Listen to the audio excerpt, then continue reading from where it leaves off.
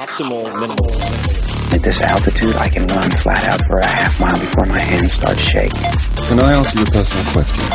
Now would seem an appropriate time. What if I did the opposite? I'm a cybernetic organism, living tissue over a metal endoskeleton.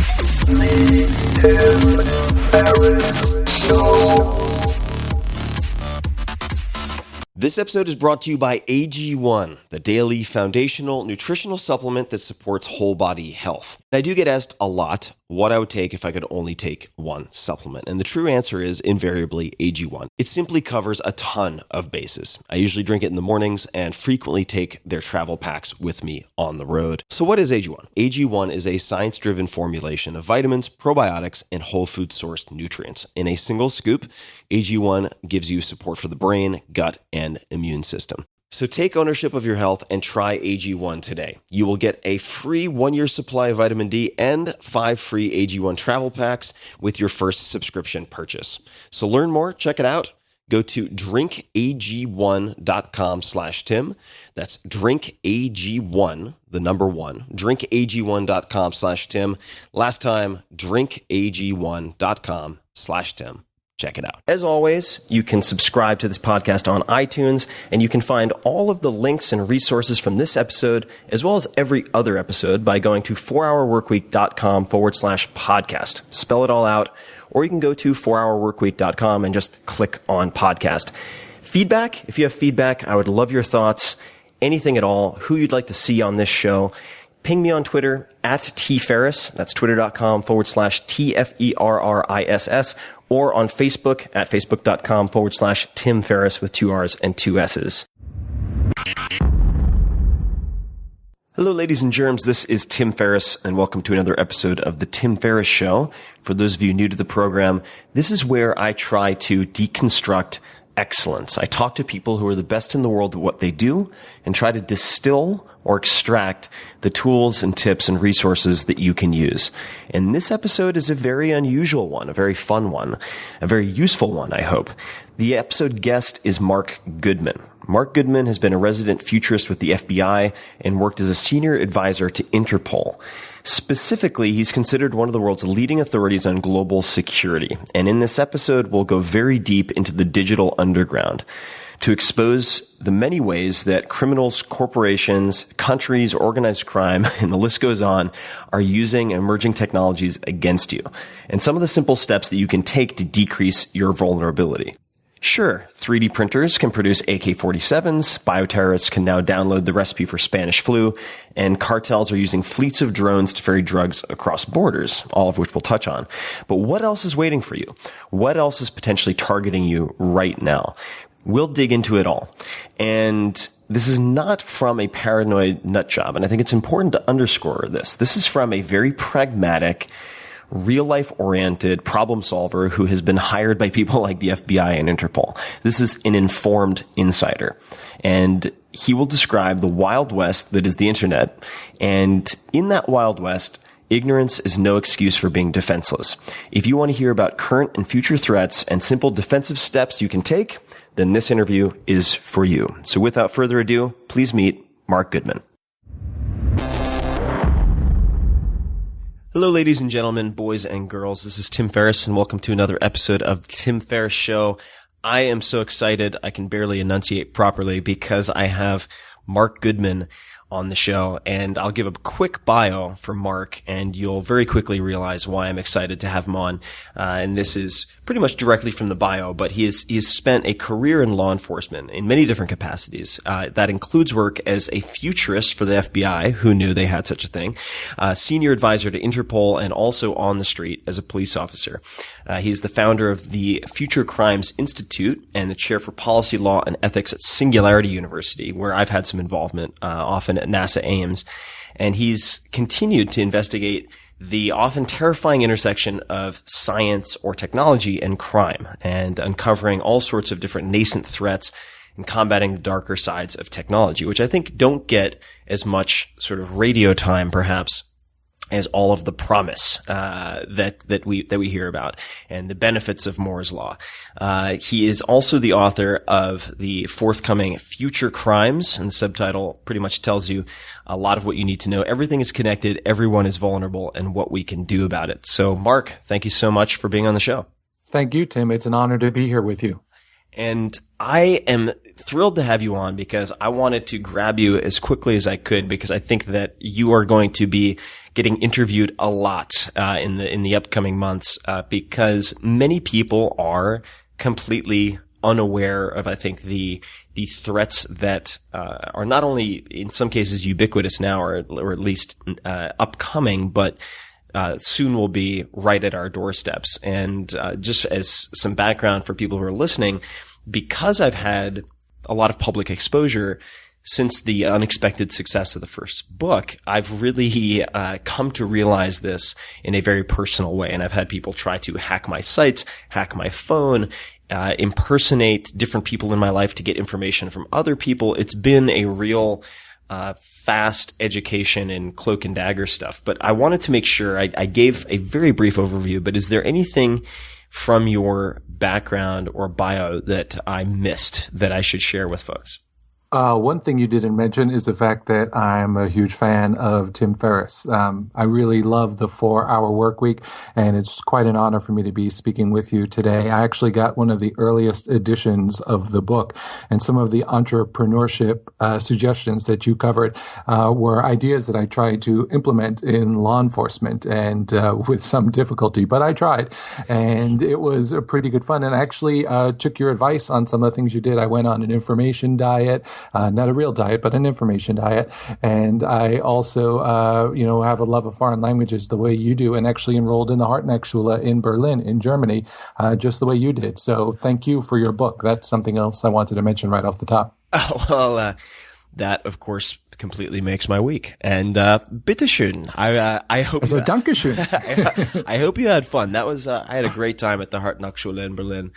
And I think that language is a metaphor for so many different aspects of life, and the becoming fluent in a language or becoming fluent in technology, I think can sound very intimidating to people, but it doesn't have to be super, super complicated. But before we dig in, I'm going to try something a little different, and that is we're going to do the interview in German. We're going to do the interview in German, and I'll try to teach you Swahili. Right. I thought that we might do just a little bit of calisthenics by doing some rapid fire questions first, just to loosen up the joints. Great. And then we can jump into all of the spy versus spy stuff, which I am absolutely obsessed with, which a lot of people might not realize. But before we do that, I have to get into the really important stuff, such as if Sean Connery came to your house for dinner, what would you cook him? What would I cook him? I don't know if he'd eat, but I'd make him some drinks. I'm sure he'd have a nice drink. What would you? What's the cocktail or the drink of choice? I think for him a martini. He'd be a martini kind of guy. Martini kind of guy. Do you have any favorite documentaries or films that come to mind? God, I love film. And I love stupid 80s comedies. So Ghostbusters was great. And, anything of that genre, anything with Bill Murray or Dan Aykroyd in it, I'm a fan. And of course, I like all those 80s hacking movies like War Games and Sneakers and that type of stuff. So of the hacking genre or the crime/spy genre, what movies that you like are closest to reality and furthest from reality? That's interesting. It's very funny when you see how Hollywood goes ahead and portrays hacking on the screen. Most hackers get a good laugh of what they type at the C prompt. It's pretty funny. But I think actually I have to give a hat tip to Walter Parks, who did the original War Games, because considering that it was in the early 80s, before most people were thinking about computers, I mean, modems were, super slow and incredibly rare. And the fact that that he was able to bring that hacker type out there and show that the Department of Defense was connected to the internet and you could change your grades. I mean, he did that 30 or so years ago. So that was really awesome. And I think that's great. Some of the other hacker movies, Sandra Bullock, The Net, it was a nice movie, not particularly realistic, but there were elements of truth in it. So there have just been a lot of silly hacker movies out there because, as I've been told, it's difficult to show, cool hacker stuff on the screen in a way that people will understand. Yeah, I had a computer scientist friend of mine also say that it's always amusing to watch hackers typing in movies because they never use the space bar. And you can tell when people are BSing on a keyboard because you never hear the distinctive sort of thwack of the thumb hitting the space bar. Tim, as you will know, all the best hackers never use the space bar. That's right. Very common. all the Dvorak typers out there, like Matt Mullenweg. Right.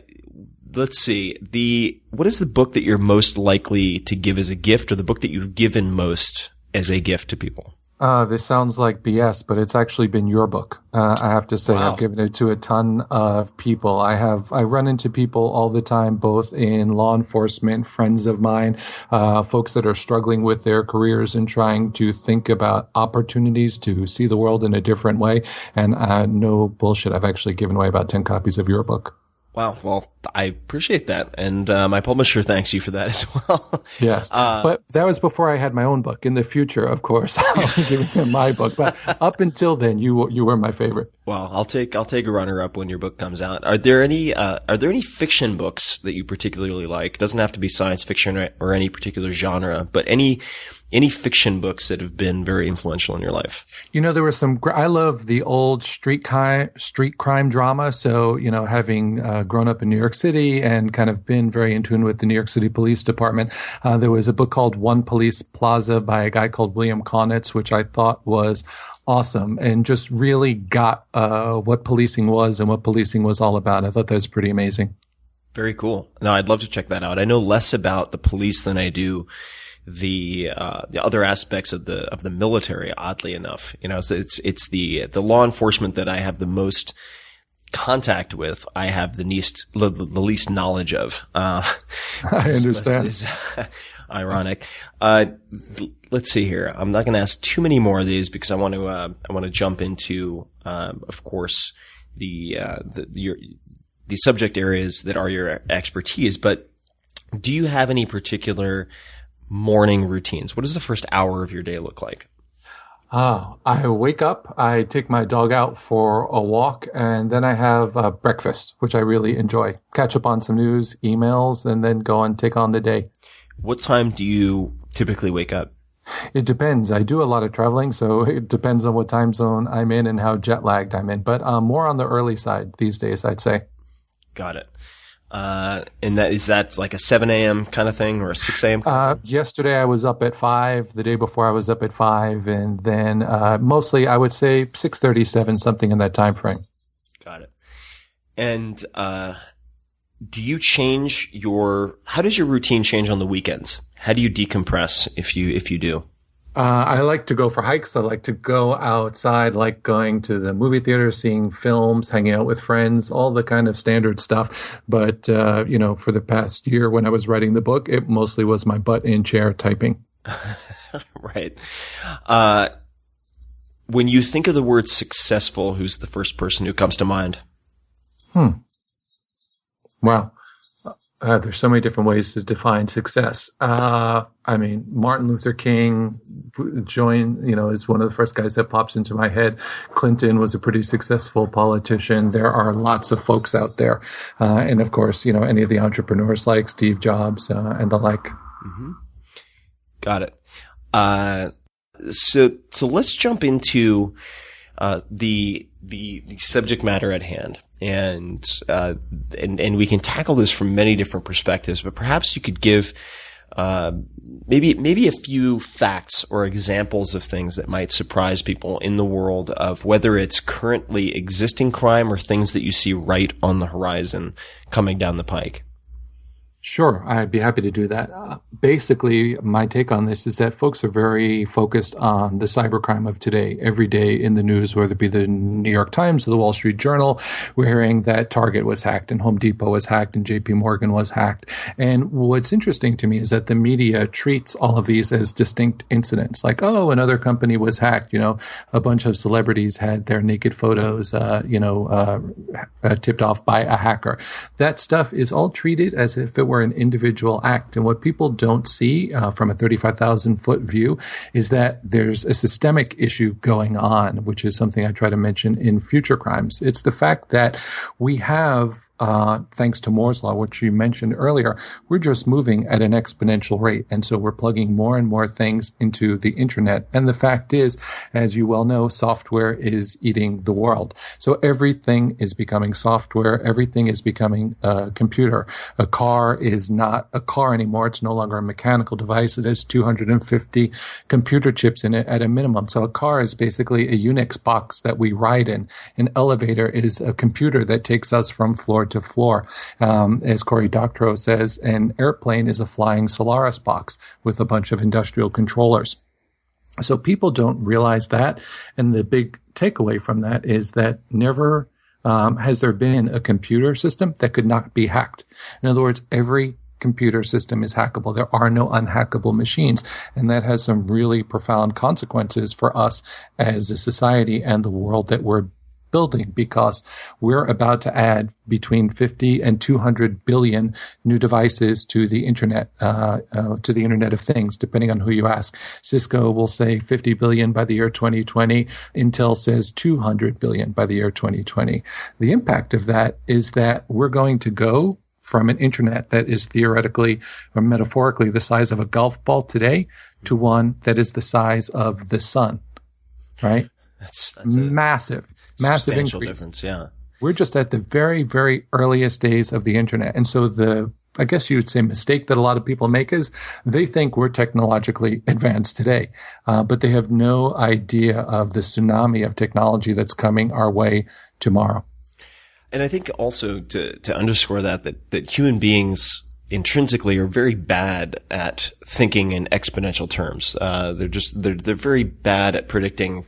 For instance, I mean, the answers to a lot of these old riddles, such as you take 1 grain of rice and you double it for each square on the chessboard, and how many pieces of rice do you have? How many grains of rice do you have by the end? And it's very hard for people to anticipate how quickly things can change. For instance, I've listened to a number of your talks. You have a great TED Talk, and the fact that, and this may even be more accelerated now. I think your talk was in 2012, but the DNA sequencing is proceeding at 5 times Moore's law. And the impact that has on sort of privacy and the weaponization of different types of code, right? And there's another term that you also used, or phrase rather, and that's the technological arms race, sort of the white hat versus the black hat, and then you have a bunch of folks in between. So I'd be curious to hear sort of where things stand now compared to a horrible 60-hour siege in Mumbai that you've talked about before, where terrorists, built their own ops center in Pakistan to monitor the progress of these attacks in real time, and where they'd be executing people with a handgun in one hand while looking at their cell phone in another, which gave them, huge situational and tactical advantage over the police. But those were with relatively primitive devices, all things considered, because I think that was in 2006 or somewhere along those lines. Right. The 2008 attack in Mumbai. Yeah. I apologize. And, I remember doing research for the 4-Hour Body at one point. I was chatting with a scientist who shall remain unnamed, but he was talking about how negligent it was in his mind for a very well-known tech titan to have released all of his genetic data, or his DNA sequencing, because people could create personalized biological weapons to attack him. And it's sort of, I think, to the uninitiated seems like complete science fiction, like a fantasy. But where are we with that type of thing? I mean, is that already being used on people? Yeah. So you're spot on, actually, with everything that you just said.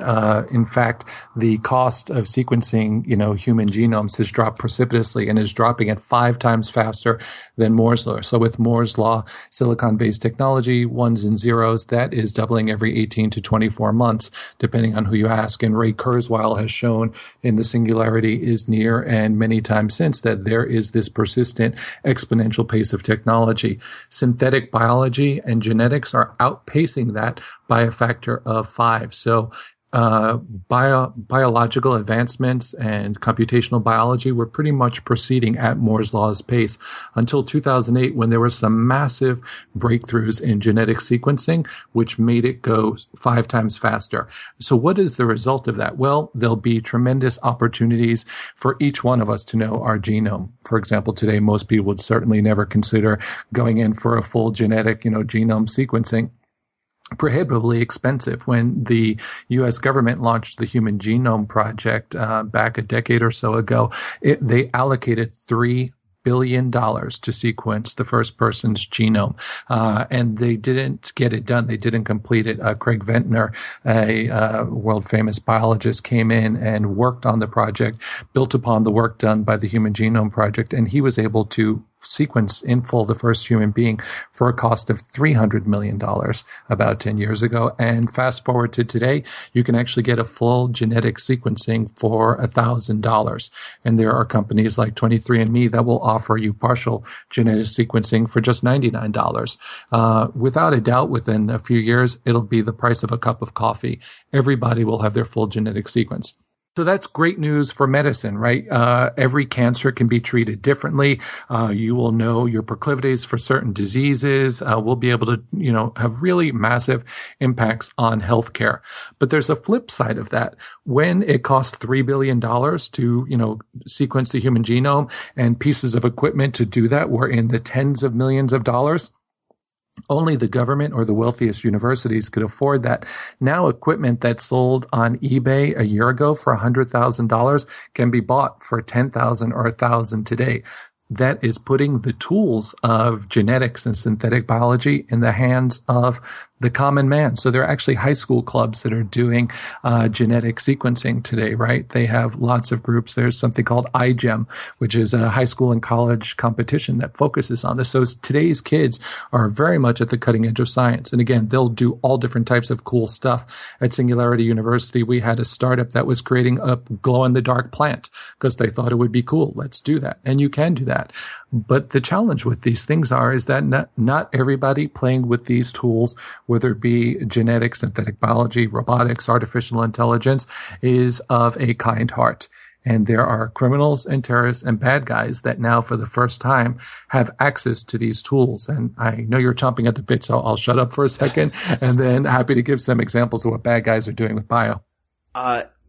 Okay, we're going to come right back to that. I want to ask a very personal question, which is, so 23andMe, I've always been nervous about having my own name associated with genetic data.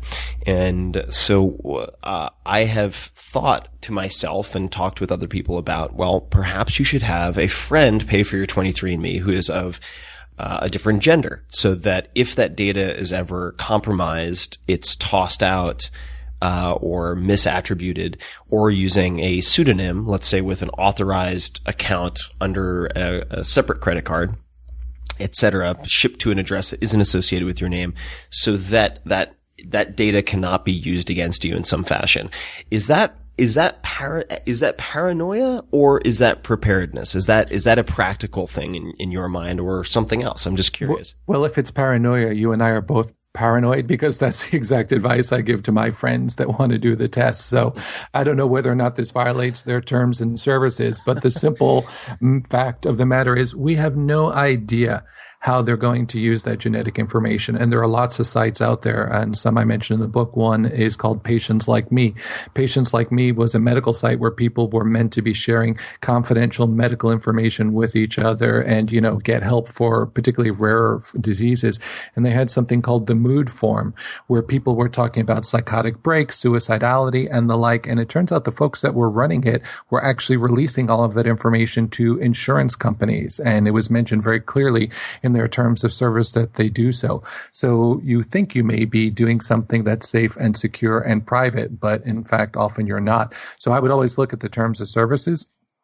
Again, I don't know what the terms of services are for 23andMe specifically, but I would say the following. If I wanted to get genetic testing, I definitely share your concern and would not be doing it under my own name because we simply don't know where this technology is going. We have a naivete about, the future and what it might look like. I'm not sure if you ever saw the movie Gattaca. I've seen the previews. So that's about as far as I've gone. Yeah. The short story is it's kind of a dystopian future where everybody is judged based upon their DNA. So let's say you want to be a scientist or you want to be an astronaut. Based upon your genetic profile, they'll say, no, you know what, Tim, you're not quite what we're looking for. And everybody's social strata is determined by their DNA and what people presume that means. So I won't say that exactly we'll be living in the Gattaca future, but for example, if there are genetic markers for sexual orientation, for example, which some people suggest there are definitely genetic markers for predispositions to violence, could be for schizophrenia and other diseases. So the opportunities from a public policy, law, and ethics perspective to have your genetic material leak or the information about you and get out into the public sphere, I'm sure will happen. We know today that presidential candidates are forced one way or the other to release their medical records to show that they're fit and ready for office. I guarantee that will be happening with presidential genomes in the future. And in fact, I talked about this. I wrote an article with two friends of mine, Stephen Kotler, who you may know, sure, and Andrew Hessel, a synthetic biologist, and it was in the Atlantic Monthly, and it was called Hacking the President's DNA, and it was all about what those risks would look like and a number of biothreats that could be launched if you had access to somebody's genetic material. So for most folks, I don't think they have to worry about biohacking today, but from a privacy perspective, I think I would definitely take precautions. And the ones that you mentioned about using a prepaid credit card, for example, or having it shipped to a third party and all of that stuff, I think are good, logical, common sense steps to take.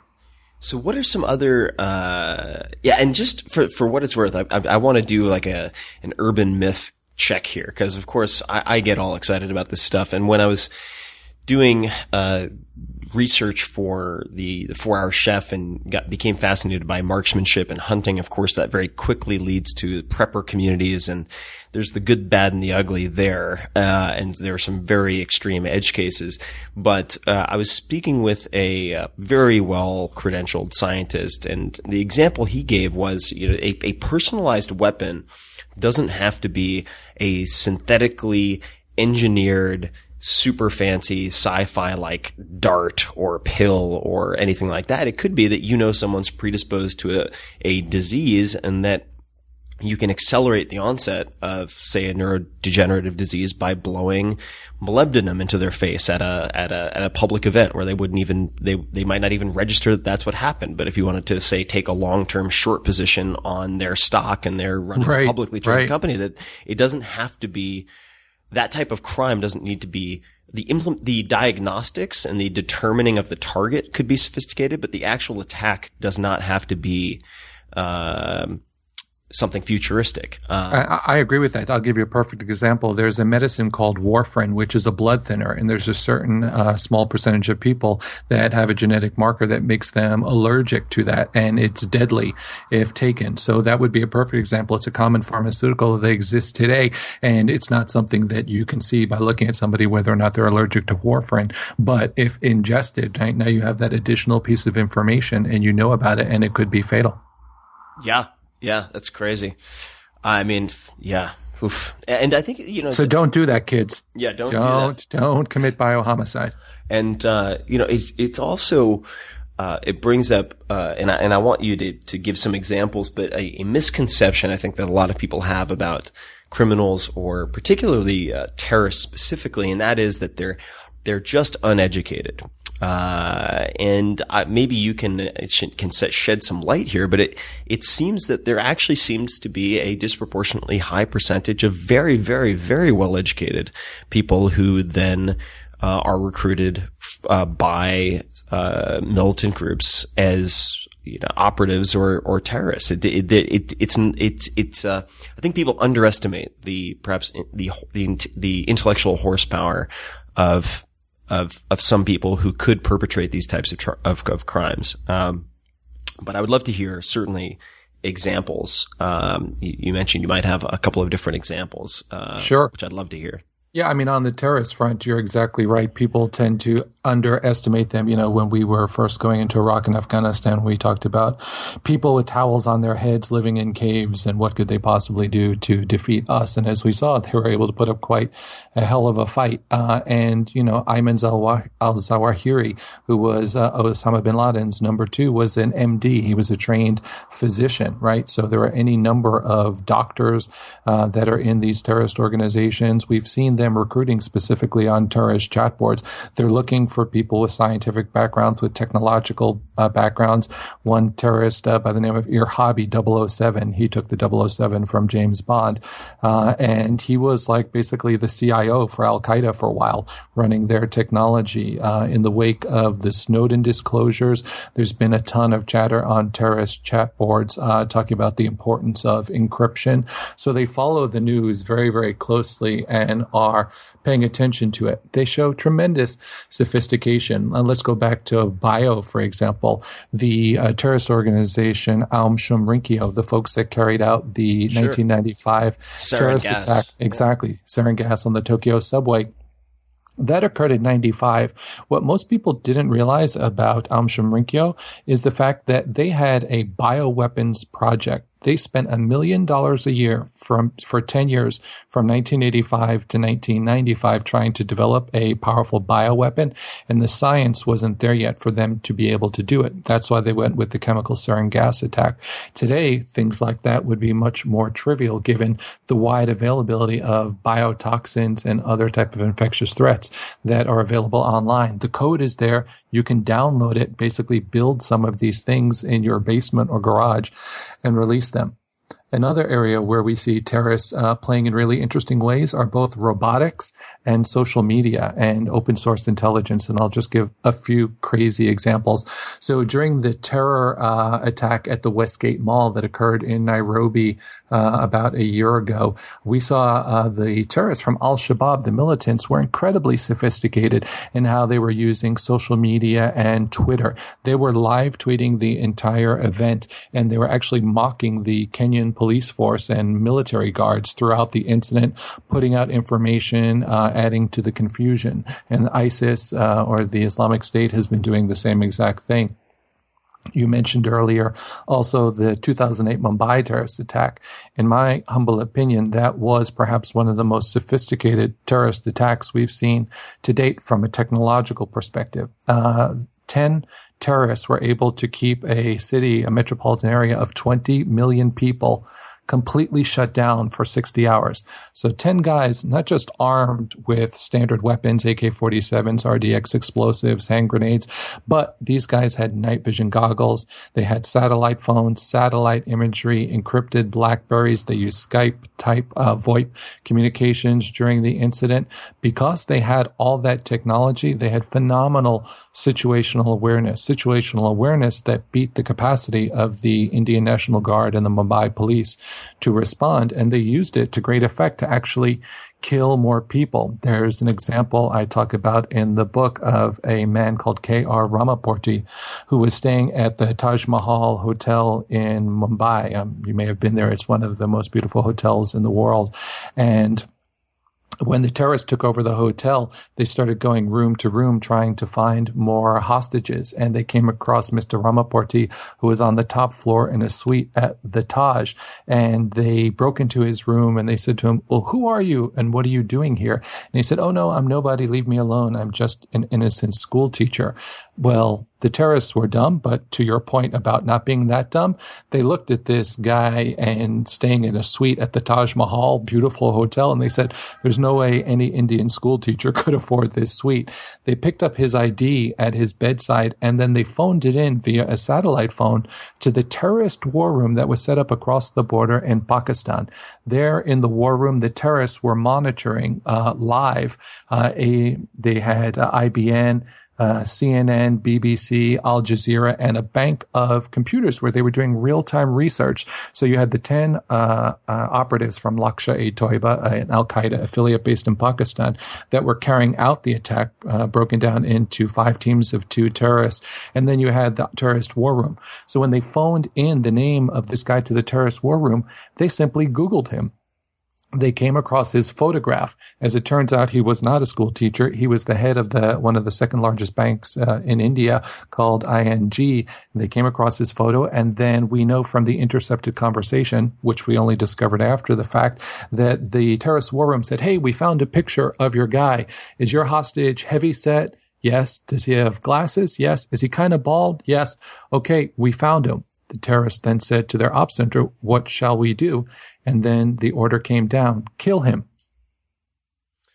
So the fact of the matter is, back in 2008, terrorists were using search engines like Google to determine who shall live and who shall die. And though it's a black swan event, and I know you talk about those, the fact of the matter is, when you're sharing in Facebook, it's not just, the media and marketing companies that you need to be concerned about. When you share openly, everybody has access to this. And even though it's a black swan, we're an event that could be terrorists or organized criminals as well. And I think I think it's a terrifying example, particularly when you consider that 2008 was the Stone Ages compared to the implications of big data and ubiquitous availability of tools today, and the sophistication certainly of a lot of those tools, including reverse image search and things like that through Google or TinEye or others. The Black Swan events also, just because a Black Swan event is considered a Black Swan event to the victims doesn't mean it's a Black Swan event, i.e. a low probability random event. It could be completely engineered, as it was in this particular case, through extensive preparations on the part of the terrorists. So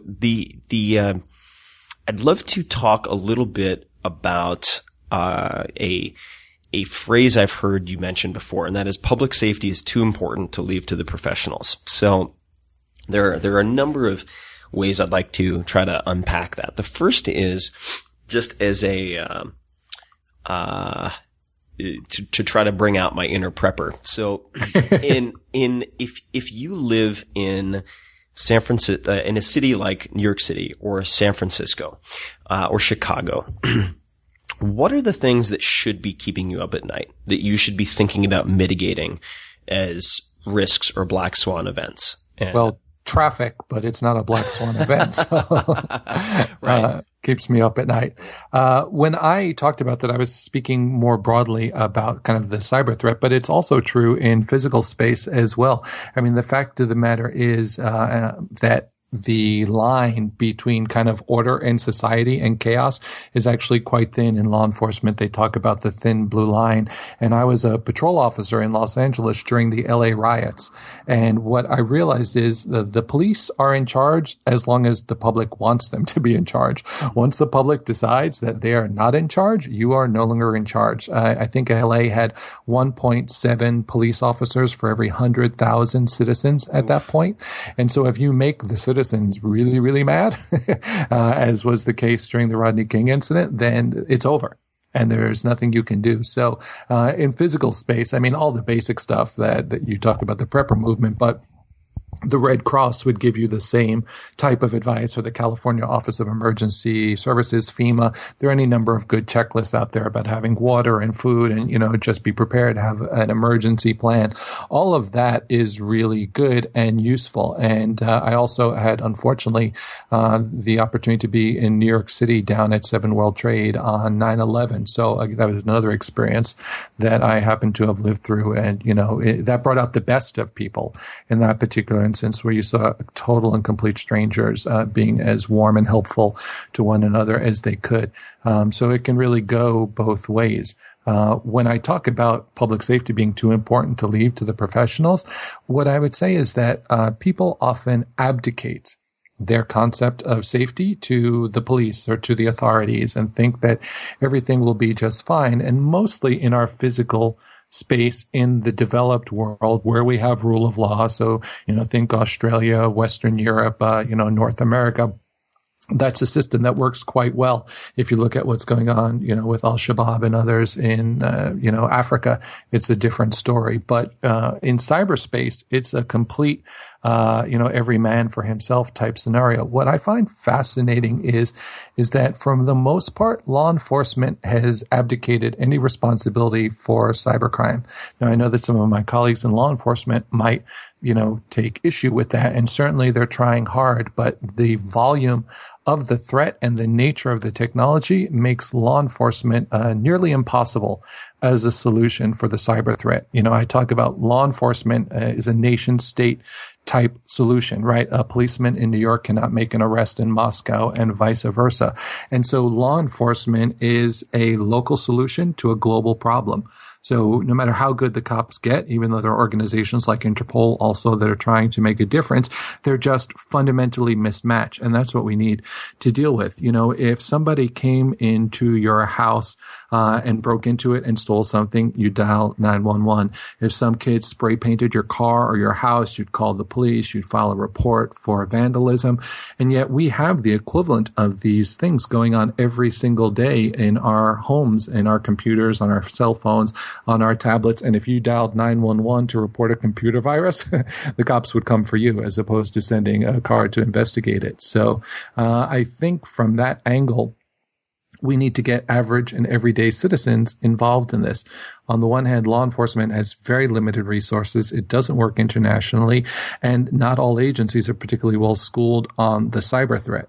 Whereas, and this living in San Francisco and Silicon Valley, there's tremendous talent in the private sector that fully is versed in technology. There's a global community of people that could contribute significantly to this problem.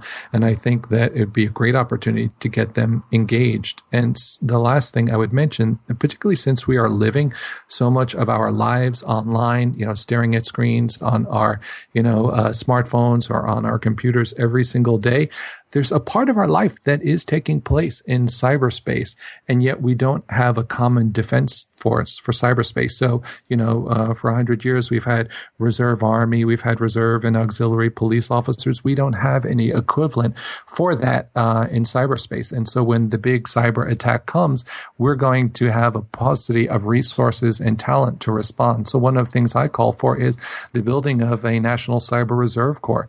Take average, ordinary citizens, men and women, young and old, it doesn't matter. Put them through a background, get them cleared and part of the solution, because we definitely need their help.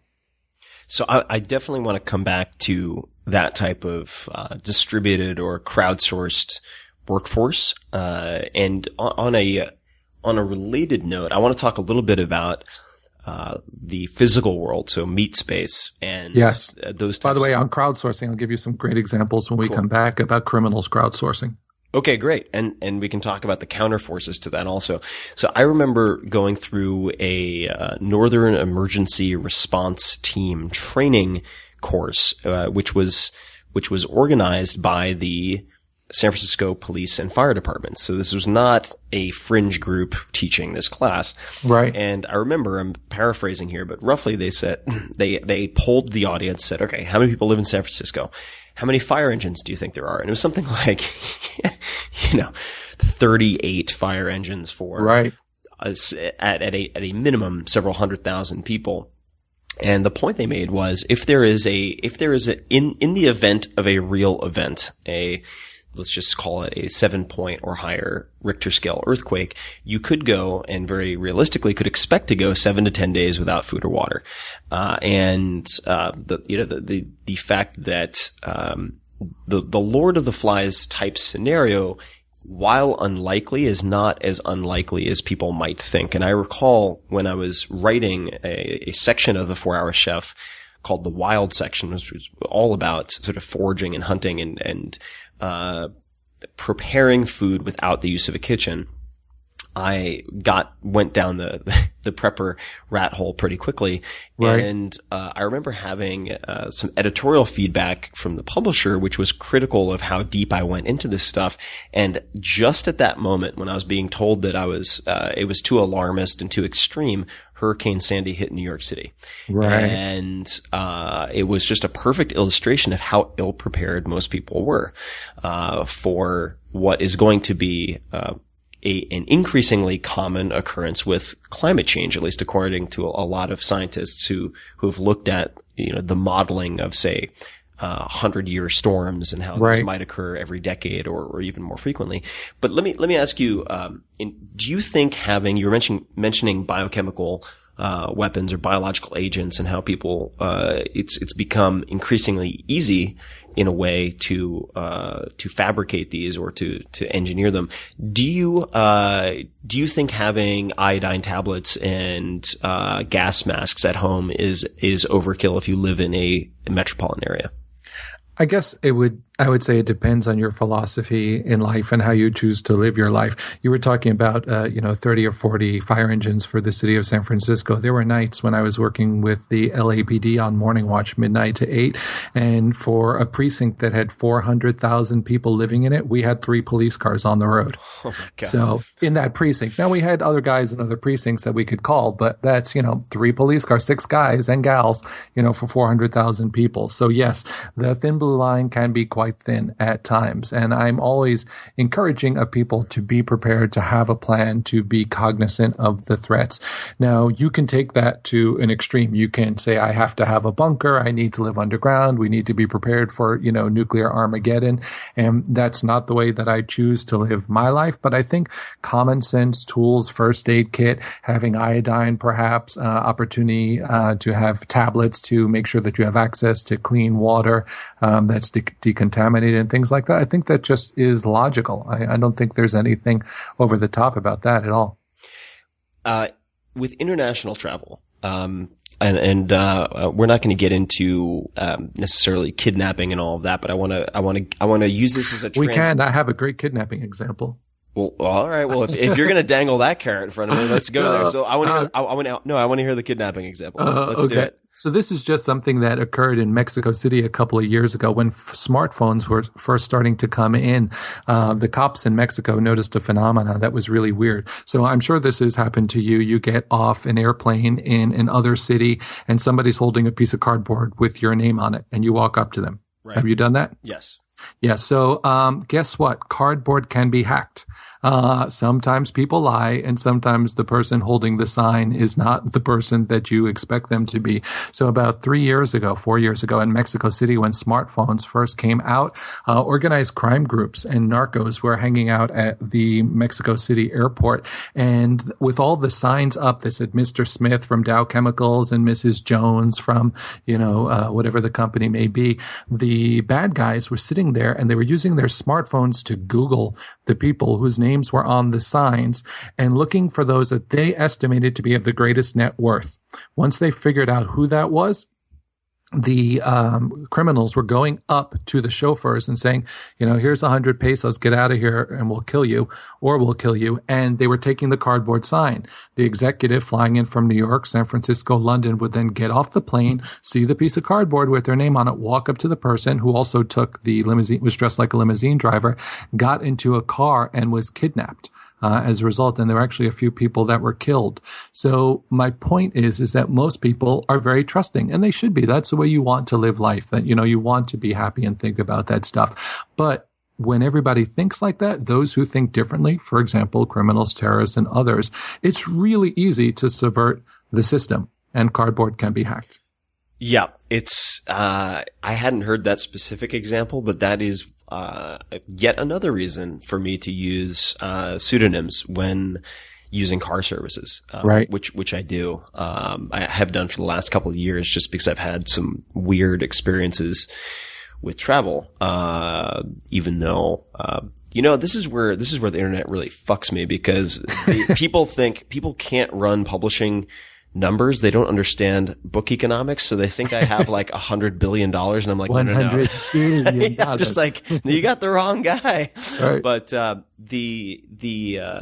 Oh God, yeah. The kidnapping is terrifying. I know.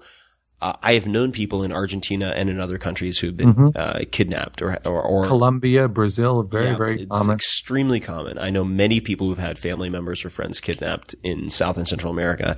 And certainly not exclusive to those places at all. But the question I was going to ask you is a segue to virtual attacks. And one of the startups that I'm close to is used to be called Reputation Defender. It's now Reputation.com. And one of the executives there told me that when he travels to China on business, he will use a brand new throwaway netbook because he does not want any of his data compromised on his hardware. You know, if he brings a laptop with him. If someone is traveling, let's just say it's a business person. They're traveling to any number of countries, but let's just assume it's China. What are the precautions that they might take to try to prevent any infiltration of their data or sensitive information? Yeah, that is an awesome question, and it's one that people don't think about nearly often enough, you know, whether it be an executive from Houston or New York City or those in Silicon Valley. Obviously, business will take them to, you know, the most populous nation on earth, the People's Republic of China. And there, the rules are very different in terms of what the so-called police can do and how they will treat you and your technology. So all I would say is if you're going over there for business, pay close attention. The fact of the matter is their screening of you begins when you fill out your visa application, right? It's nothing there is random. So why do you have to do a visa application? Because they want to know who you are and if you're interesting. And if you're Andy Grove from Intel traveling into China, they're going to pay attention to you. And I'll give you one simple example. And this was reported several years ago. Andy Grove, the former chairman of Intel, actually took a flight into Beijing. He gave a lecture before 1,000 people and presented from his laptop. After his presentation was over, two very young, pretty Chinese women approached him, and they were ever so subtly just moving their own bodies to get him to turn away from his own laptop. He had a lovely conversation, and when he turned around, his laptop was gone. Now, the big mistake in that particular case is not that he brought a laptop per se, but as the chairman of Intel, he actually had the designs for one of the latest Pentium chips, some extremely valuable intellectual property on the computer that disappeared along with the laptop. So my general rule of thumb is, you know, laptops, as you know, netbooks, whatever they are, they're just a couple $100 today. If you can afford a trip to China, you should be able to afford a laptop. You can bring a dummy phone with you. And just to give you an idea of some of the information that leaks, the minute you connect to a hotel in potentially hostile territory, whether it be Iran, China, you know, whatever country you're traveling to, they have the ability to insert malware onto both your phone and your computer the minute your device connects to their network. So, you know, when you have to log into the hotel webpage to pay, that's when the handshake takes place, and that's when your device gets infected. So that's step one. If you go ahead and leave your laptop in any hotel safe, routinely, the hotel security gives access to the local police, so they all know the combinations. Anybody can open up one of those saves incredibly easily. So what I would recommend is if you bring technology, carry it on you. If you want to hold on to it, I would limit the amount of information you put on it. I would certainly consider what we call a throwaway laptop or mobile phone, and I would make sure that those devices were encrypted. If you know you're going to call 10 people when you're over there, have those 10 phone numbers and don't walk out there with all of your contacts, with your business plans, with your sales figures. The thing that mostly the Chinese are interested in besides intellectual property is they're very aggressive about being helpful to their state-backed industry. So if you're over there as an American businessman or woman, or regardless of what country you're from, and you're negotiating a deal with the Chinese, they'll be very careful about monitoring your email, what you're doing, and any negotiations that you may be having with your counterparts from from your own company in the United States, whether it be your general counsel, the head of sales. They're going to take that information and feed it to their Chinese equivalent in order to do that. And in fact, there was a case that I mentioned in the book where an executive from Coca-Cola got phished with a spear phishing email, and they were in a multi-billion-dollar deal with a Chinese beverage, a state-sponsored Chinese beverage company, and they were underbid and lost out. So one phishing email to the right executive, crafted in the right way, infected the computer, and then the deal was done and billions of dollars were lost. Wow. So the phishing email was something like, whatever it might be. Your account is overdrawn for the Bank of America. Click here to confirm your blah, blah, blah. And if I could just give one general tip, something to keep in mind, and, I don't know everybody that's going to listen to your podcast, but I'm going to postulate that most of your listeners actually do not know a prince in Nigeria. If you get an email from a prince in Nigeria, do not click on it. He's not your friend. He doesn't know you.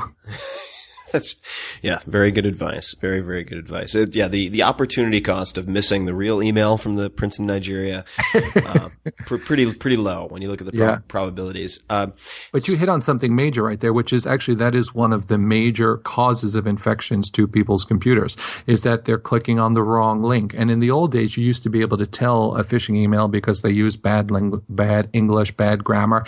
Now they're perfectly well crafted, and a spear phishing email targeting a specific individual or executive is even more so. So you have to be really careful. Basically, my general rule of thumb is don't click on links. If people send me a link, I'll call them and say, hey, did you send this to me? And they think I'm crazy, but I don't click on links. Yeah, well, ditto for attachments, which can be exactly executable files. Okay, so I'm gonna ask about an edge case because I love asking these sort of absurd or extreme questions. But if someone has a nearly unlimited or unlimited budget, let's just say it's a hedge fund manager who's worth $1 billion plus, and you are their personal sort of security consultant, and you can interpret that any way you'd like. Security / sort of Armageddon proofing consultant. What are some of the things you would have them do? I would have them hire a guy who didn't discuss their security plan on a podcast with Tim Ferriss. That's my first piece of advice. Right, good advice. Don't do that. But generally speaking, every person you work with is unique and different. So I work with a lot of folks of high net worth and a lot of general public corporations. And the advice is very specific on what people's threats are. So for some people, the biggest threat, to a hedge fund manager may be that their son or daughter is addicted to meth. And that's bringing all types of other, people into their home that causes them difficulty. In others, it may be some of their personal proclivities, things that they're looking for online that could be personally embarrassing, mistresses, extramarital affairs, all of that type of stuff. So those are the general things that you look at. And then you work up a threat profile. That's something that I find that most individuals don't do, and certainly most corporations don't do. And the fact of the matter is, in the same way that hackers are using the internet to gather lots of information about their targets, you yourself can go out there and use tools. And you talked about reputation.com and others, but there are lots of tools out there that will allow people to get really good open source information on themselves and the threats against them. And that's one of the key steps that I always mention to my corporate clients, is that they need to go ahead and implement an open source intelligence program. Because if you are working on a secret project, let's say, it's the latest iPhone, or you're working on the latest version of Android, something that you don't want people to know about, if you've got your search engines up and running and you start seeing people talking about it, or sales lists are leaking out there, or employees' resumes are out there showing that they're about to jump to the competition, there's just a lot of stuff that you can detect. And the other point that I tell them is, and most people don't realize this, is make sure that you're looking in the digital underground. So most people think, when they search Google, they're searching the internet. And when you're searching Google, in reality, you're only searching about 0.03% of all the available electronic information stored on the planet. So how do you go about searching the digital underground? You have to go underground.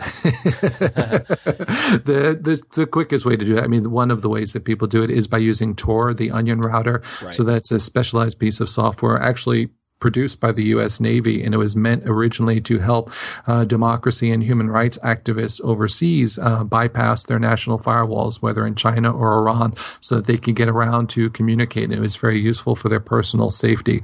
And there's a million great reasons why you would use Tor, again, if you want, in the wake of Snowden, if you wanted to go ahead and have good encryption of the information you're looking for, then Tor is a great useful tool for that with some noted limitations.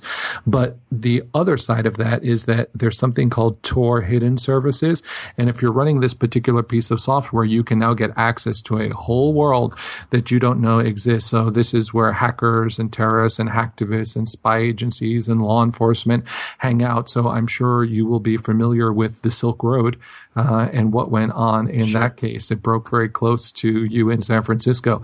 And the fact of the matter is, Dread Pirate Roberts, the alleged person who was running that, had the largest drug website in the world. And whether or not you like drugs or not, and whatever your position may be, a National Institute of Health drug abuse agency study said at some point 20% of all narcotics purchased in the United States transited the Silk Road.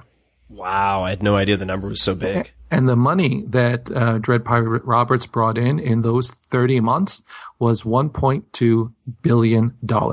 So $1.2 billion in 30 months of methamphetamine, AK-47s, Uzis, child pornography, fake passports, whatever you're looking for, you could buy it there. And because Silk Road operated kind of like eBay, where the house took a cut of everything they sold, Dread Pirate Roberts is alleged to have amassed a personal fortune of $110 million. So, let's say you're a 28-year-old entrepreneur, and kids don't do this out there, but if you're a 28-year-old entrepreneur, going from zero to $1.2 billion in 30 months, he had a relatively successful exit, except for the life imprisonment he's facing. But other than that, pretty good gig. Right. The rather punishing asterisk. Yes, exactly. On the income statement note. Yeah. Comes with free imprisonment for life. Exactly. Free prison companions. Yeah. Oh God. So you mentioned drugs.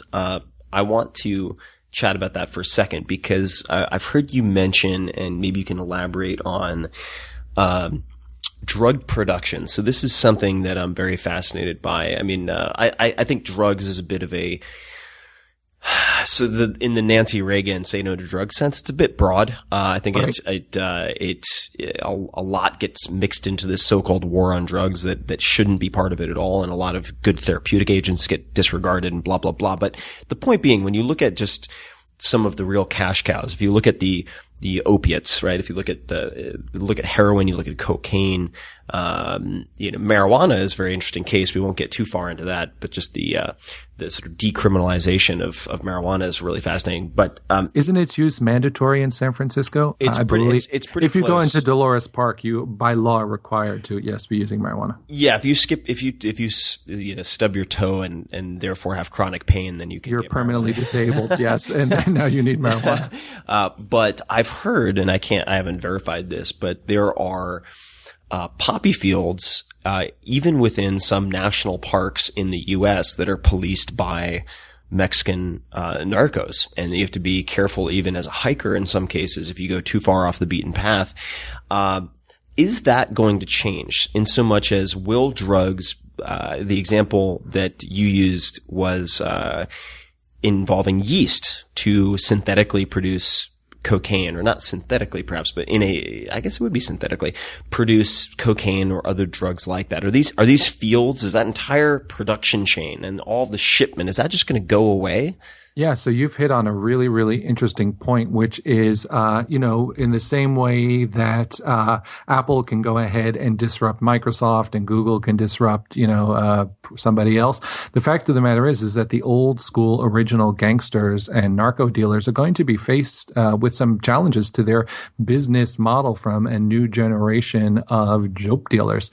And it's going to be really fascinating. So to your point, when you think about what is required for the production of cocaine today or heroin, right? You need these massive fields of cocoa leaves or marijuana plants or poppy plants, etc. And that is really tough for the dope dealers. They're expensive to maintain. They have a very huge footprint in terms of hectares and hectares of fields that need to be maintained, and they're easy for law enforcement to detect. So now, thanks to synthetic biology, one of the amazing things that you can do is, because all of those marijuana, poppy, or coca plants are all naturally occurring, substances that contain DNA, you can actually go in and sequence a cocaine plant or poppy seed or any of those things, and from that deduce the genetic code for cocoa. And you can go further in and say, well, what's the active ingredient here? And you can isolate that, and you can snip that part of the plant or the active ingredient, and you could insert it into yeast. And then you could grow those yeasts, and you could bake bread with it, and you could make beer with it. So we're not quite there yet, but all of these things are very close off on the horizon. And it completely breaks our current global security model around narcotics, because again, we have these, big fields, and we look for the big fields, and we have dope sniffing dogs when you arrive at the airport or going through customs and immigration, but they're not going to smell, a loaf of bread that is just as powerful as cocaine. So there are some really interesting opportunities there moving forward. It's going to make for some really interesting beer and bread in the future. Is it conceivable, this is just, now I'm going to really go off the deep end into my sort of detective novel mode, but is it conceivable that the U.S. government could decide that it would be pragmatic to in some way seed people domestically with technology to, in a very decentralized way, produce, meaning synthesize, cocaine, heroin, etc., to disrupt the incentives and finances of, say, cartels who are shuttling drugs from, and I know that the Mexican cartels are now as far south as Colombia, where I've spent some time. Right. Very, very prevalent. But basically, in a way to reduce violence and disrupt that chain, do you think there's any conceivable scenario in which the government or some facet of law enforcement would decide that type of even the introduction of that type of production would either be done deliberately or have a blind eye cast to it for the trade-off, which is disrupting the immensely violent and problematic influence of the cartels in Mexico? Yeah, I mean, you're asking for a particularly interesting public policy and political question. There are plenty of folks who are advocating for this. There's a great talk by a gentleman called Ethan Nadelman, who I just saw speak down at TED Global, who really gives a very powerful and compelling talk for why drugs should be legalized. And, you can Google that and find his talk.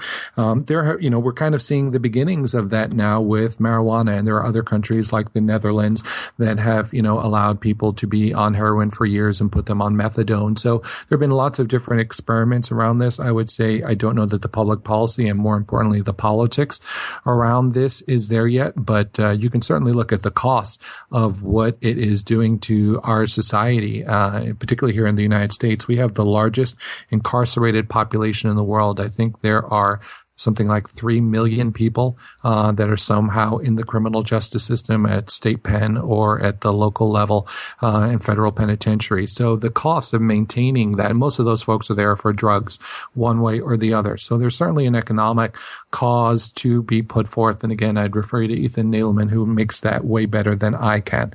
I don't know that the government anytime soon is going to see this more as a public health issue and focus on demand reduction. Right now, the public policy in the United States has been almost heavily geared towards supply reduction. So, let's go ahead and, drop napalm on cocaine fields in Colombia, and that'll solve it. And of course, as the people in Latin America, the Mexican president and others have mentioned, well, don't blame us. You guys are the ones that want to buy it. So it's really complex, right? How this works. I will mention that the narcos are all over the drug trade, from all over the technology space in really amazing ways. So narcos are using robots. They are flying drones. They've got drug subs. There are now quadcopter drones and octocopter drones that can carry like 1,000-kilo loads of cocaine and marijuana across the Mexican-American border. We're starting to see that. There are 2,000 tons carried by remote-controlled narco subs. Some of the Colombian cartels literally have a R&D budget. So the cocaine cartels in Colombia have like $5 million allocated to R&D for robotics, because the day that they can launch autonomous subs up against North America, they've hit pay dirt. So we're seeing that. And the money and the sums are involved. We were talking earlier about how clever terrorists may or may not be. You should look at the sophistication among the narcos, and the money that they have allows them to bring in tremendous talent. El Chapo, Joaquin Guzman, who ran the Sinaloa cartel, was recently arrested in Mexico. And at the time of his arrest, he had a room in his, mansion, cash room, with $200 million in cash just sitting in his house. We call that the Tim Ferriss room, obviously, for obvious reasons. But right. He was actually listed at number 1 on the Forbes wealthiest list, ahead of Oprah and French President Sarkozy. Right. So the amount of money, by the way, to put $200 million in perspective, Interpol's annual budget is $90 million. Wow. So if you were a sports team, you would bet on that sports team against Interpol in a heartbeat. And it would seem to be the wiser bet. Yes. I mean, in terms of talent recruitment, he should have a number of incentives to use. I will kill you, or you work for me, or exactly, I will give you twice as much as anyone else, any other law enforcement agency, or at least Interpol can pay you. And by the way, that's exactly happening right now. There's, we're kind of joking about what's going on with the narco wars in Mexico, but there have been 50,000 innocent Mexican citizens, nationals, that have been slayed in the past 6 years. So just south of our border, 50,000 people, right? More than live in Palo Alto or the suburb, of New York, have been murdered. And so there's a massive war going on between the people. We talked about crowdsourcing before. There's a ton of incredibly brave Mexican citizens who are actually crowdsourcing the location and activities of the narcos, and they're using open source tools like Google Maps to report dope dealers and bring that information forward. The dope dealers have gotten hip to that and have now actually gone ahead and killed off a bunch of these citizen reporters. And so to protect themselves now, those guys are using encryption, and the narcos have gone out there and actually kidnapped hackers. They've kidnapped like top hackers off the street and brought them back to their headquarters and say, hey, you decrypt this or I'm going to kill you. And the payback, once somebody is identified as being a potential snitch for the narcos, have been draconian. It's kind of gross, and you can edit this out if you need be. But to make their point, some of the narcos have gone ahead and kidnapped some of these folks who are using tools like Google Maps to crowdsource what was going on with the drug dealers and their activities. Kidnapped them and killed them and decapitated them and taken their heads and brought them to the central square of the town, like right in front of the church when everybody shows up on Sunday morning. And they took 2 computer keyboards, put them in the town square in front of the church that everybody shows up at, with a head, the human head of the snitch, right there, and with a note in big letters that said, "This is what happens to rats." It's horrifying, of course. And the number that I have so much trouble grasping is 50,000. It's so many people. How does that break down? If you're looking at the pie chart of reasons for these deaths, how many of them are snitches, or what percentage, versus, stray bullets and just collateral damage, versus shock and awe campaigns to instill fear and terror into entire cities, into compliance? Because I've read these stories of, say, 20 or 50 students being killed and decapitated. Right. We had that right now in the past couple of weeks. We've had all these, innocent high school students who were just murdered allegedly by the mayor and the police in the town. So, I can make up a story, but I don't know the exact breakdown of what it is. My gut tells me, based upon what I've read and researched, that there's some percentage of this that is drug dealer on drug dealer violence. So one cartel fighting with another. The others are people that won't go along with the narcos and what they are up against and what they want to do. So they get taken out. Law enforcement officers get taken out. And then there's just a tremendous number of casualties when, the trucks come through the little town and everybody's shooting AKs and M16s. And then, 5-year-olds get gunned down as kind of collateral damage. Whew, man, good to count count our blessings when you don't have to contend with that on a regular basis or an anytime basis. It's really horrifying. To just maybe project forward a bit, and I'm not sure if it's projecting forward that far, in fact, but artificial intelligence. There are a lot of differing opinions on this, but what are the threats, if any, of artificial intelligence, and where are things now versus where you think they might be? That is a great question. It's actually very much in the news today. Elon Musk, and I quote him in my book, talks about the threat from AI being greater than nukes. And Stephen Hawking actually put an op-ed in The Independent in London about a month or two ago where he was very cautious about a widespread adoption of AI. Just for folks who aren't particularly familiar with AI, there are generally two types. There's the narrow AI. That's the artificial intelligence that goes ahead and puts a recommendation for you out there on Netflix or Amazon about what book you might like. If you enjoyed this movie, you might like this movie. So that kind of narrow AI is widespread and ubiquitous. It's, AI that allows you to talk to American Airlines while you're on hold. And we're seeing that every place. And then there's the broader, more widespread AI, which is kind of artificial general intelligence. That's kind of the Skynet AI that people fear will run the planet. And there are some concerns about both. Broadly speaking, we all saw, or most of us may have seen the television episode for Jeopardy when IBM's Watson was playing. Did you happen to catch that? I didn't personally see it. So it's, IBM built this computer called Watson, and it's doing a narrow AI, and it played against the top Jeopardy champs and just kicked their butts, right? So this big computer with a funny voice called Watson was able to beat the best champions in the world at Jeopardy. And before that, we had our greatest chess champions being beaten by a computer.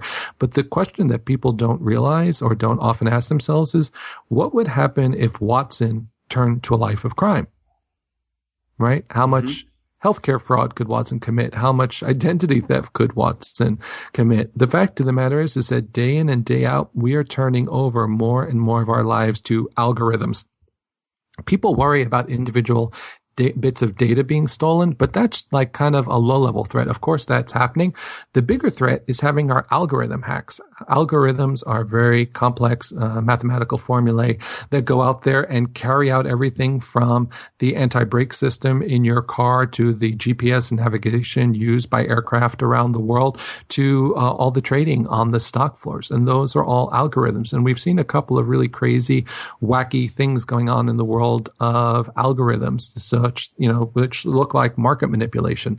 The challenge is that Moore's law applies to criminals as well. And the big paradigm shift in crime has been as a result of algorithmic programming. So in the book, I talk about the fact that the old paradigm of crime is you get a bad guy, he goes out and buys a knife or gun, hides in a dark alley and says, stick him up, right? That was a good business. You could be your own boss, set your own hours. Startup costs were low. But Tim, you know this better than anybody else. What was his problem? Didn't scale. How do you scale your business, right? That was tough for a criminal. 2 arms, 2 guns. Exactly. Yeah. And everybody you rob might shoot back and kill you. Right. So technology came along that actually improved upon that business model. And the technology was the locomotive. Now, rather than robbing one person at a time, we could rob 200 people at a time. Now, when they created trains, nobody thought about that, but of course that was a consequence. Fast forward today to the days of the internet, and we've had hacks like at Target and the Sony PlayStation hack before that, where 100 million people were simultaneously victims of a crime. In the Target hack, 1/3 of all Americans were affected by that. So if you talk about exponentials, we've gone from criminals robbing one person to one single lone individual being able to rob 100 million people. That is a complete paradigm shift in crime. And because it's exponential, it's only going to grow. And so my big fear and concern that I write about in Future Crimes, the book, is the fact that our systems of justice and law and order and public safety are all deeply, deeply linear. And yet the threat is entirely exponential. And we're seeing criminals use algorithms, right? You know why you can rob 100 million people? Because computer crime has been reduced to an algorithm. The old days, I talked about the movie War Games earlier. The old day was you'd have the, high school kid with the bag of Doritos and, Monster or Red Bull sitting at his computer hacking away at all hours. You don't need to do that anymore. You can write scripts that carry out crime. You've heard of software as a service? Guess what? There's crime as a service. You can actually go out there and buy programs like Black Shades and others that will go out there and commit crime for you. And so when a computer program can do the identity theft, can do the denial of service attacks, can do that for you, it can run in the background 24/7, 365 days a year to carry out that crime. That's why it scales, and that's why the profits are so high. And, a lot of the principles in the 4-hour work week have been implemented by organized crime. I'm not saying they read your book, but I'm saying that the logic that you developed in a lot of this, people are seeing that. And so now we have fully automated crime, and it's algorithms that are carrying it out and AI. Yeah, it's, these principles, whenever you look at principles for effectiveness and efficiency or scaling or building an organization, they can, of course, cut both ways. They can be used as a surgical tool to do good things. They can be used to decapitate people, metaphorically or physically, even. But, and that's an important point I'd love to make is I'm not saying, by the way, technology is bad. I, like you, live in Silicon Valley. I'm a huge proponent of technology. It has the opportunity to bring tremendous abundance and positive good to the world. But as you mentioned, whether it be a knife can be used by a surgeon to heal or by a criminal to kill. And it's just about how we use it. No, absolutely. And I'd love to chat I know we're probably going to be wrapping up pretty soon, but I wanted to ask you just about what can be done. So let's assume that the people listening are for the most part not going to they're not going to feel compelled to dig a spider hole in their backyard because they're afraid the black helicopters are going to come for them and they're going to fight off the U.S. government with their stash of handguns. Let's just assume that that's not who we're talking to primarily. But for people who are like, all right, I'm busy. I've got a little bit of money. I'm well educated. I'm very worried about doing stupid things that compromise me. What are a handful of simple steps that they should take, or might consider taking to decrease the odds of bad things happening? Sure. I can throw out some tips for individuals and then some for startups and companies. So, on the individual front, common sense actually is not so common. And the number of people that will click on links and open attachments is really high. As a really strong piece of advice, just don't do that. It's really bad cyber hygiene. And I talk about the concept of cyber hygiene and the idea of keeping yourself clean. And if you think about, sexually transmitted diseases, right? If you're not clean, you transmit it to other people. The same is true with our computer. So don't do that. Another thing that you can do is make sure that your computer or your mobile phone is constantly up to date. Have you ever been sitting in front of your computer when you get a little notification like, hey, there's a new update to Windows or there's a new update to iOS or something like that? Have you come across those? Sure. Yeah. I get notifications all the time. Right. So what that isn't saying, it sounds really nice when they say, oh, there's an update. What it really means is our software has been riddled with security holes for the past 6 months, since the previous update, and we're now finally fixing them. So, there's the flip side of that. I would say always make sure that your software is up to date across all of your devices and keep that updated. Another thing you can do, I am not a fan of single sign-on and using the same password to log on to, all your services. The challenge with that is if your account at Target gets hacked and you use your same Target email and login across multiple sites. Now, the bad guys, and they do routinely do this, once they get 100 million accounts from Target, they're taking your Target, name and password, and they're trying it at Bank of America and Citibank, and they're trying it at Facebook and Google. So if you should definitely have a different name and password for all of your sites. Now, I know people will say to me, oh, great, Mark, how am I going to remember, 300 passwords? And this one wants a capital letter and the other one wants the name of, my favorite child actress, and it's all too complex. There are a number of pieces of software out there called password managers or password wallets. that I recommend. You have to use some caution because guess what? Organized crime have created their own versions of those. So they'll upload something. It's like super number one best password program and get it into, the Android Play Store, and tens of thousands of people download it. And of course, your passwords are just being fed to organized crime in the background. So I recommend 1Password. There's another one called LastPass, which is quite good. And then there's KeePass, KeePass, which is an open source version. So definitely do not use the same password. If you're in a public space, always make sure that you use a VPN, a virtual private network. This way, any of the information that is transiting from your computer to the internet is encrypted from that point to point. If you're not, and you're sitting at a local Starbucks, I can go ahead and just, because we're on the same network, see everything you're doing on your computer.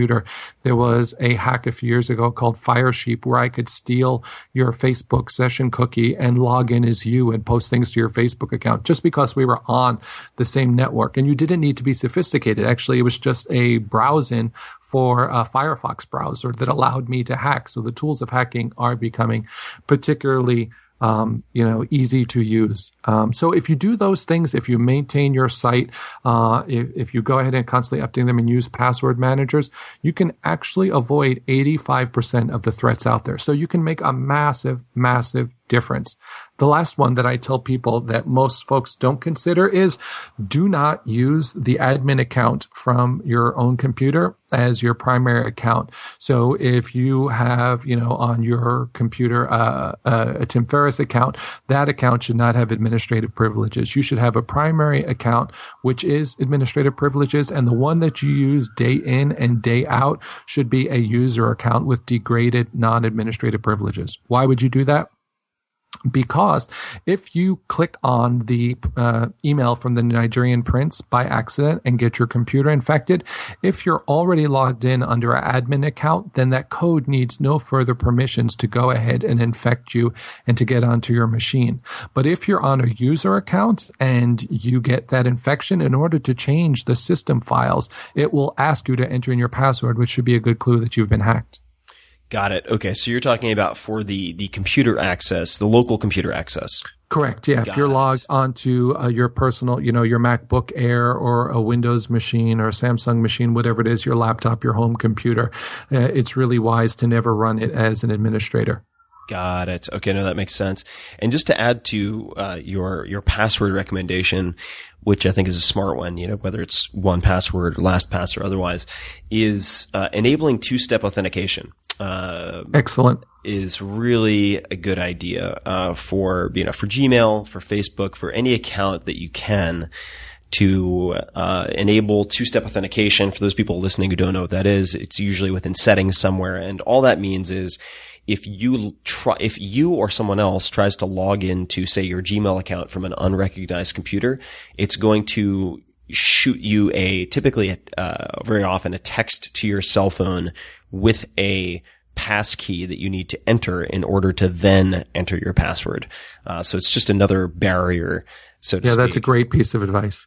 What about, so with the startups, are there any other pieces of advice that you would have, low-hanging fruit for those folks? Well, so for the folks that are working in the startup world, and I advise a lot of different startups, as I know that you do, they're running around crazy trying to get their beta out. They want to ship their code, whatever their product is. And so probably the very last thing on their list is security. They don't think about it. And so for a company, you need to think about these issues, right? Because all you have is your intellectual property. And there are actually companies out there that specialize, the minute Facebook is launched, they create the German version of Facebook and they create the Chinese version of eBay. And so ripping off your IP is very much what they do. So both for startups and particularly for larger corporations, one thing I often suggest is that you need to be keenly aware of what's going on with your competition and with your own company. So that goes back to implementing an open source intelligence program. You also need to have somebody who's in charge of your security and kind of thinks, with the more of a conspirial mindset that you and I seem to have in talking about this stuff and figuring out what can go wrong because most people are good people. They don't think like bad guys, right? I put handcuffs on bad guys for 20 years all over the world. I know how they think. So if you're not trained in that, it's not at all obvious. It's also important to realize that not everything needs to go into a computer. Both Coca-Cola and Kentucky Fried Chicken, KFC, the secret recipes for their food is not in any electronic system, can be retrieved. It's air-gapped, written down on a piece of paper. So if it's really important, think about that. We talked about some of the travel tips earlier. The last thing that I would mention is to red team and test your assumptions. Red team is a term from the military. You kind of have the blue team and the red team. The blue team is the United States. The red team is always the bad guys. And the military trains this way where they use, sets of bad guys to try to break their stuff. I can guarantee you that if you're doing anything interesting on the internet or in your personal life, there's somebody who's trying to get access to it. It may not be an individual hacker sitting at a keyboard targeting you because, as I mentioned earlier, a lot of these attacks can be scripted. The thing I hear all the time is, I've got nothing to hide. I've got nothing to lose. Then you don't lead a very interesting life if that's the case. I would think we all have something at risk here. And so you should be testing those assumptions. And because if you're not trying to hack yourself, the bad guys are. So better that you uncover those threats first. No, definitely. And just to your point, I mean, there are some real hotbeds. I want to say Estonia for some reason, but it might be Bratislava, somewhere out in that neck of the woods. I mean, there are entire cottage industries that have popped up. In Romania. That's what it was. That's what it was. Romania. Yeah, it's actually called the cybercrime headquarters of the world where it's very funny. They have something like 500 people in this village, but that one Western Union office in Romania does more than most of Western Europe because of all the illegal cybercrime payments coming in there. So, and in, Nigeria, they have what are called the Yahoo boys. These are the ones that send out all of those emails, trying to trick you. So yeah, there's definitely a very vibrant cybercrime economy out there. A study by McAfee and CSIS, a think tank in DC, estimated the global cyber economy at $400 billion a year. It's tremendous. That is so wild. Yeah. And growing. No doubt about it. Well, I think this is a good round one rather for us. I'm already looking for round two. So I think this is a good introduction for folks. Gives them plenty to think about. Okay, here's one for you. Do you have any habits that might be non-obvious to people, or habits that you think improve your security or give you peace of mind that other people find odd? One that I get commented on all the time is if you look at any of my devices, whether it be my cell phone, my laptop, or my computers at home, they all have yellow stickies over the camera. The fact of the matter is that not only can people hack your camera, but they can hack it in a way such that the little green or red light isn't on. And there's malware out there, so that does this really easily. I mentioned black shades earlier. That will do that. There was a girl called Cassidy Wolf who was Miss Teen America, and she went ahead and had her camera taken over. Ultimately, we found out by one of her classmates. She clicked on an infected email, and as Miss Teen America, a 17-year-old girl, was coming out of her own bathroom, after taking a shower, her laptop was open. This creep was going ahead and surreptitiously filming her and taking the video, and then blackmailed her and said, hey, if you don't do specific sex acts for me in front of the video, I'm going to release all this stuff live. So unlike Teen America, people are not lining up to naked, but I still go ahead and cover up the video camera, and it's super cheap to do, and it's just something to keep in mind. So funny you mentioned that. I have masking tape over my camera on my laptop right now because I was hanging out with a buddy of mine who in a previous life got in a lot of trouble with the FBI for hacking. He is a world-class hacker. If you want to talk about a very competent red team, he now gets paid by companies to do that, to try to beat their systems, which he usually does successfully. And he said, you might want to put some tape on that. And I was like, what are you talking about? And he's like, well, if I wanted to hijack your computer and videotape you, I could do it pretty easily. And I was like, okay, say no more. Right. And I've actually heard of business travelers, who have been blackmailed very similarly, usually female travelers who have, had people attach cameras to their hotel peepholes from the opposite side. And so business travelers, there's some business travelers I know who will similarly cover up that keyhole so that people cannot surveil them. Absolutely. Talking about cameras, I mentioned earlier that everything is becoming software or hardware, and cameras are a perfect example of that. We all go ahead and have cameras around us, not just on our cell phones or on our laptops, but everywhere we go, right? There are now cameras at the dry cleaners, cameras at the bakery, cameras at the ATMs, and all of those cameras are connected to the internet, and they're all hackable. And some crazy number, like 30 to 40% of all camera systems have absolutely no password, and another 30 or 40% have the admin password that's written in the manual that's available on PDF on the internet if you Google the name of the camera system. So that means they're widely available to be hacked. And yet people use things like baby monitors, nanny cams, things like that to protect themselves. And we're finding that they're just easy marks. Within the past week, actually, here in late October, we had an incident where it was reported that 76,000 camera systems had been compromised and were being live streamed to the web. So you could log in because all of these cameras had been hacked and easily taken over. And you could see women sitting on the couch. You could see people in their bedroom having sex. You could see mothers breastfeeding their kids, people sitting in dry cleaners, cooking stuff at bakeries. So we think these systems are there to protect us, but in fact, they can be compromised and used in really interesting ways. If you have time, I'll tell you another funny story about that. I have time. Awesome. There was a case called the Crown Casino in Melbourne, Australia. This happened about a year ago, and a man comes in and starts playing poker, and he's doing really, really well.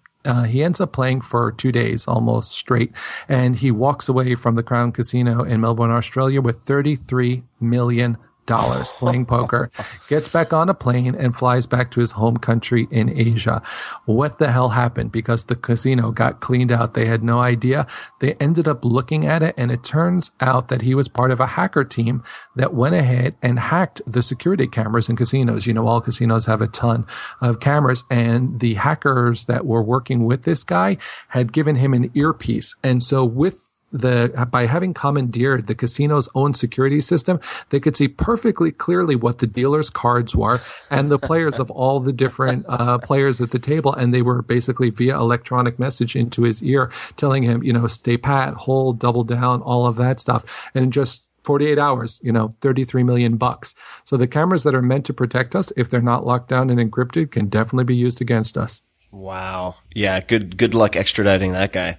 Yeah, exactly. Oh, man. He can now afford a good defense. Yeah, I bet. Wow. Well, there's so much more to talk about, but I will certainly look forward to some follow-on conversations. Maybe we'll inject some wine into the mix to make things more rambunctious. But since I know we're practically neighbors, even though we're doing this virtually, I would love to meet you in person someday and hang out again. Likewise. And the recommendation I'd make to folks is go to futurecrimes.com. Check this out. And Marc did me a very big favor by coming on the show early for you guys. And do me the favor. The book is very inexpensive. It's going to be spectacular. Pre-order the book. So it'll take 2 seconds. Grab it on Amazon or wherever. Futurecrimes.com. Check it out. Definitely take a look at his TED Talk. Where else should or can they find you, Marc? I'm at Singularity University, so I teach there. We have a bunch of great executive programs, and other than that, on a plane somewhere traveling the world. So Singularity University is fascinating, guys. If you really want to train yourself to think about exponentially growing technologies in a new way to expand your mind, I can guarantee that Singularity U will help. And that's what it is on the web, singularityU.org. You can take a look at everything there. And, I will also include links to various resources and books and whatnot that we mentioned in this episode, as well as Future Crimes in the show notes for those of you listening who want to simply find the one-stop shopping for everything we talked about. Go to 4hourworkweek.com/podcast, all spelled out. And Marc, until next time, thanks so much for taking the time. This was a blast. This was awesome, Tim. Thank you so much.